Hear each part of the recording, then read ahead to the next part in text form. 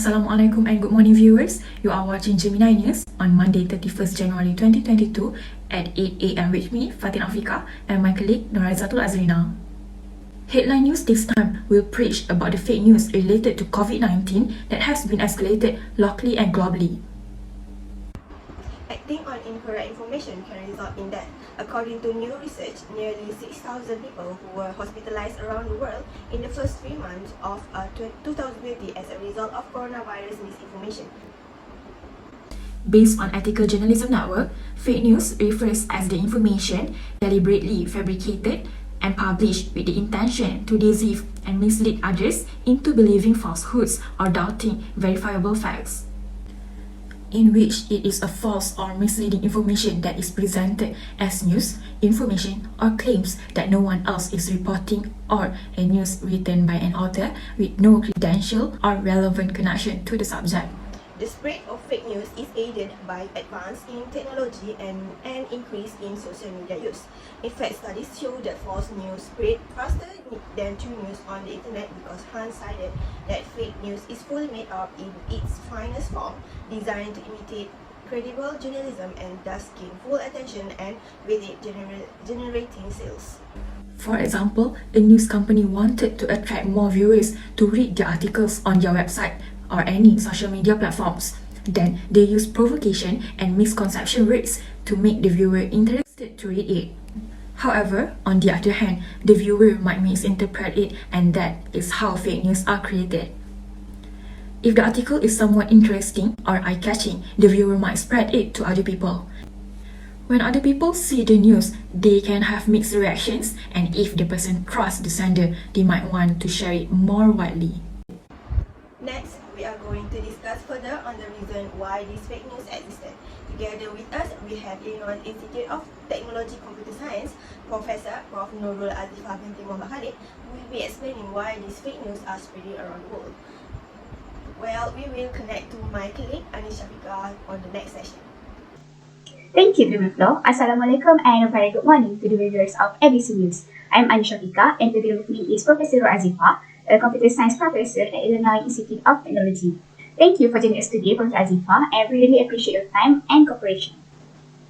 Without further ado, I'm sure that the viewers would like to know what are the factors that contribute to the existence of the fake news, and why does it even exist, because we are living in a year where such a missing information should not be existed anymore. Waalaikumsalam, and thank you for the invitation. Firstly, I'm pleased and grateful for the chance that have been given to me for the discussion of the never-ending topic, which is fake news regarding COVID-19. In response to the question of why does the fake news exist is mainly because of the profit itself. They always use sensationalized headlines to attract people known as clickbait. Clickbait often use some extraordinary headlines and use sensitive issues to the line. Even though it's kind of obvious that the news is just a clickbait, people still click on it as they are curious about the content itself. Thus, more people see it, the more money they can get from advertising, views, and likes. Not only that, the hate speech is also the major factor of the existing of this fake news. Hate speech is the abusive and threatening speech that express prejudice and hate against individuals. They are mostly done in Twitter. That is the major factor of this fake news. I see. So it means that the major factors that contributes to the existence of fake news are for the profit of certain organizations or individuals, as the expression of the hate speech, and also for entertaining and popularity purposes. Next, as have been explained since last year, there are many exclamations related to COVID-19 vaccines, such as in May last year, there is a 2-minute and 48-second audio clip surfaced containing a claim by an unidentified person who warned that COVID-19 vaccines were poisonous and had led to the death of 40 nurses who took their shots. And furthermore, there are many stories of people who get vaccinated found their death after getting their shots. Hence, what are the issues of fake news that are related to our issues of COVID-19 vaccination? I believe all of us have been encountering the fake news that are related to COVID-19.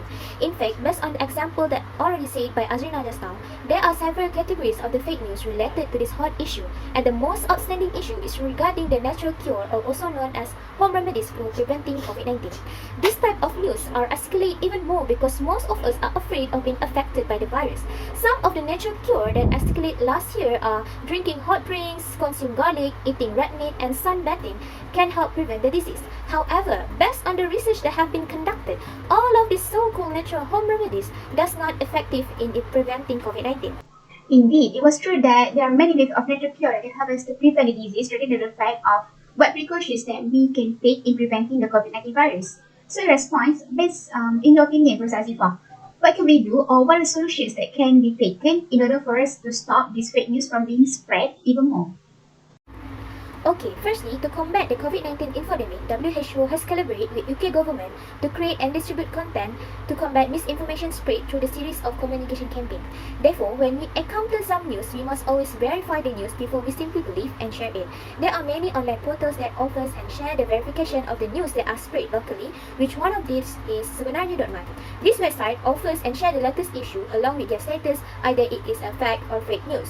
And it also share the verified organization or individuals that claim a certain news to be true. Also, we can check on your trusted news such as Berita Harian and The Star. The most important part is if we are uncertain of the news, do not share it until we have confirmed it. Thank you so much, Professor Azifah, for the detailed explanation and sharing the conclusion or steps that we can take in order to prevent the spread of fake news. And that concludes our session for today with Professor Azifah. Thank you so much, Prof, for your time and participation in our news today, and we hope to see you again soon. You're welcome, and I hope to be invited again sooner. Thank you, ABC News. And that's all from us. I'm Anis Shafika, and the camerawoman, Nurul Nadira, back to the main floor. Alright, thanks to Anis who has conducted the session with Professor Azifah just now.